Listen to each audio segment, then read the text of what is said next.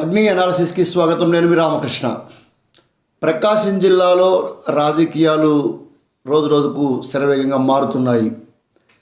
అధికార వైఎస్ఆర్ కాంగ్రెస్ పార్టీకి తొలుత ఉన్న ఊపు రాను రాను తగ్గుతున్న వైనం కనిపిస్తుంది. ఒకవైపు టీడీపీ, జనసేన, బీజేపీ అలయన్స్ ముందుకు సాగుతుండగా వైఎస్ఆర్ కాంగ్రెస్ పార్టీలో అంతర్గత కలహాలు ఆ పార్టీ కొంపముంచేలా కనిపిస్తున్నాయి. పర్టికులర్గా ఎంపీ అభ్యర్థి మాగుంట శ్రీనివాసులు రెడ్డి లేదా ఆయన కుమారుడు అనే పేరు బయటికి రావడము, ఆ తర్వాత రెడ్డి సామాజిక వర్గంలో అనేక మార్పులకు అది కారణంగా కనిపిస్తుంది. నిన్న మొన్నటి వరకు ఎంపీగా వైఎస్ఆర్ కాంగ్రెస్ పార్టీలో ఉన్న మాగుంట శ్రీనివాసులు రెడ్డి, ఆయనతో ఉండే కొంతమంది ముఖ్య నాయకులందరినీ కూడా వైసీపీ నుంచి టీడీపీలోకి మార్చుకునే ఒక ప్రక్రియ తెర వెనుక ముమ్మరంగా సాగుతున్నట్లు సమాచారం.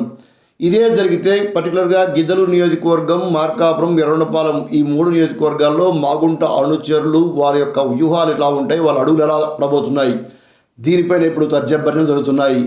ముఖ్యంగా మాగుంట శ్రీనివాసరెడ్డి కుమారుడు రాఘవరెడ్డి కొన్ని రోజుల క్రితం గిద్దలు నియోజకవర్గం నుండి ఎమ్మెల్యేగా పోటీ చేయాలనే ఆలోచనతో అప్పట్లోనే అక్కడి ఎమ్మెల్యే అన్నా రాంబాబుకు సంబంధం లేకుండానే నియోజకవర్గంలో పర్యటించడము, తనకంటూ ఒక కోటరీని ఏర్పాటు చేసుకోవడము, పర్టికులర్ రెడ్డి సామాజిక వర్గంలో ముఖ్యమైన నాయకులను కలుపుకుంటూ పోతూ ప్రత్యేకంగా ఒక వ్యవస్థను తయారు చేసుకోవడము, ఇది వివాదాస్పదం కావడం కూడా తెలిసిందే. చివరకు జగన్మోహన్ రెడ్డి ఈ సబ్జెక్టును పిలిచి పరిశీలించి ఇద్దరి మధ్య సయోధ్య చేసిన ఒక పరిస్థితి మనకు తెలుసు. అయితే మాగుంట శ్రీనివాసులు రెడ్డి వైసీపీలో సీట్ రావడంతో ఆయన టీడీపీలో చేరిపోయారు. ఆయన కుమారుడికి ఎంపీ సీటు అనౌన్స్ చేశారు. ఇప్పుడు ఎంపీగా పోటీ చేయబోతున్న ఆయనకు మద్దతుగా గిద్దలతో పాటు మార్కాపురం, ఎర్రగొండపాలెం నుండే కొందరు రెడ్లు, పర్టికులర్గా ముఖ్యమైన వైసీపీ నాయకులే టీడీపీకి, ఎంపీకి క్రాస్ ఓటింగ్ చేస్తారా అని అనుమానం వస్తుంది. ఇక వైఎస్ఆర్ కాంగ్రెస్ పార్టీ చిత్తూరు జిల్లాకు సంబంధించిన ఒక ఎమ్మెల్యే చెవిరెడ్డి భాస్కర్ రెడ్డిని ఇక్కడ ఎంపీగా ప్రకటించింది.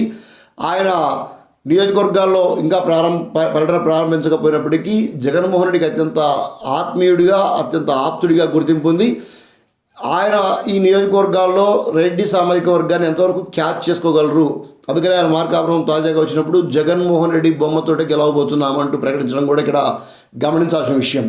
మాగుంట శ్రీనివాసులు రెడ్డిని తట్టుకోవాలంటే వ్యక్తిగతంగా చెవిరెడ్డి భాస్కర్ రెడ్డి యొక్క చరిష్మా ఈ జిల్లాలో సరిపోదు కాబట్టి జగన్మోహన్ రెడ్డి బొమ్మతో అయితే రెడ్డి సామాజిక వర్గము, ఎస్సీ, ముస్లిం ఓట్లు ఎక్కువగా గుత్తగుంపగా పడే అవకాశం ఉంది. తద్వారా విజయానికి దగ్గర కావచ్చు లేదా గెలవచ్చు అనేది వైసీపీకి సంబంధించిన ముఖ్యమైన నాయకుల ఆలోచన. దాంతో జగన్మోహన్ రెడ్డి బొమ్మనే ముందు పెడతామంటూ కూడా ఇక్కడ ప్రకటించిన పరిస్థితి కనిపిస్తుంది.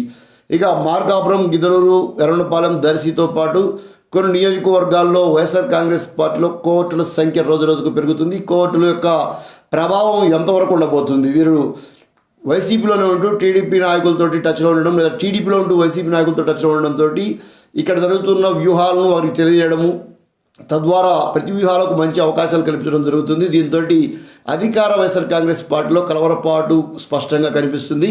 ఎవరిని నమ్మాలా, ఎవరిని పక్కకు తీయాలా, ఎవరిని పక్కన పెట్టాలనే విషయంలో ఇక్కడ పర్టికులర్గా గిద్దలూరు, మార్కాపురం నియోజకవర్గాల్లో ఎమ్మెల్యే అభ్యర్థులు కింద మీద పడుతున్న పరిస్థితి.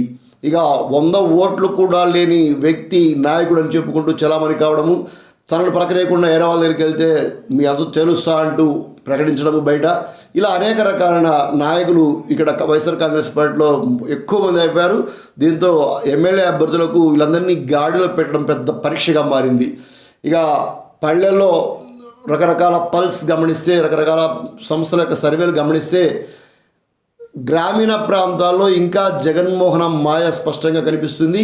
సంక్షేమ పథకాలను లబ్ధి పొందిన వాళ్ళందరూ కూడా ఎందుకు జగన్ ఓటేయకూడదు, మీకు ఎందుకు వేయాలంటూ ప్రశ్నిస్తున్న వైనం కూడా కనిపిస్తుంది. ఇదే జరిగితే గ్రామీణ ఓటర్లు అంతా కూడా జగన్ మాయలోనే, జగన్ మానియాలను ఉండే పరిస్థితి కనిపిస్తుంది. పట్టణ ప్రాంతంలో మాత్రం టీడీపీకి సంబంధించిన ఓట్ బ్యాంకు గణనీయంగా పెరిగే అవకాశం కనిపిస్తుంది. అనేక నియోజకవర్గాల్లో గ్రామీణ ప్రాంత ఓటర్లు గెలుపోవడమును నిర్దేశించే పరిస్థితి కూడా కనిపిస్తుంది. పర్టికులర్గా ప్రకాశం జిల్లాలోని 8 నియోజకవర్గాల్లో ఒక ఒంగోలు నగరం తప్ప, అదేవిధంగా మార్కాపురం నగరం, ఈ మిగతా అన్ని కూడా ఎక్కువ గ్రామీణ ప్రాంత ఓటర్లకు సంబంధించిన పరిస్థితి ఉంటుంది.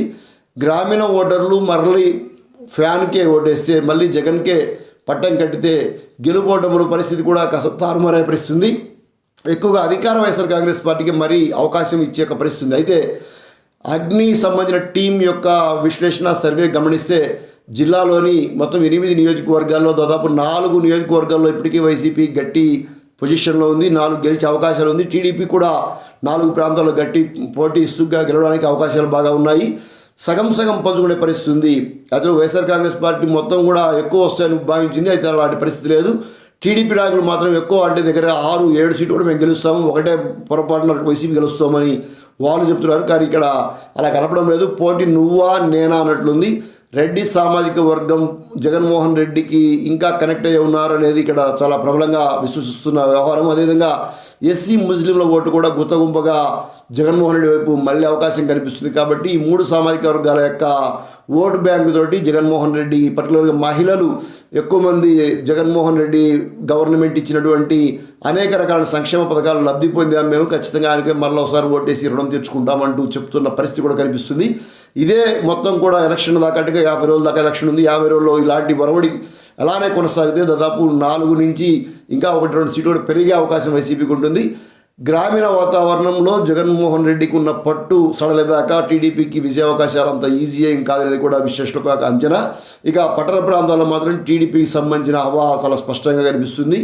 ఆ టీడీపీ ఓట్ బ్యాంకును తగ్గించడం కోసం వైసీపీ అనేక కష్టాలు పడుతున్నప్పటికీ అదంత ఈజీగా పార్టీలు మారే పరిస్థితి కనిపించడం లేదు. కాబట్టి ఇక్కడ గ్రామీణ ఓటర్లను కట్టడి చేస్తేనే టీడీపీ విజయం సాధిస్తుంది, పట్టణ ఓటర్లను కట్టడి చేస్తేనే వైసీపీ విజయం సాధిస్తుంది. ఈ రెండింటి మధ్య వ్యత్యాసం ఎంత ఉంటుంది అనేది నియోజకవర్గాలుగా అర్థం కాదు. మొత్తం మీద వైఎస్ఆర్ కాంగ్రెస్ పార్టీ టీడీపీల మధ్య పోటీ రసవత్తరంగా ప్రకాశం జిల్లాలో కనిపిస్తుంది. ముందు పరిణామాలు ఎలా ఉండబోతాయో అని కూడా వేచి చూద్దాం. థ్యాంక్ యూ ఫర్ వాచింగ్ అగ్ని అనాలసిస్.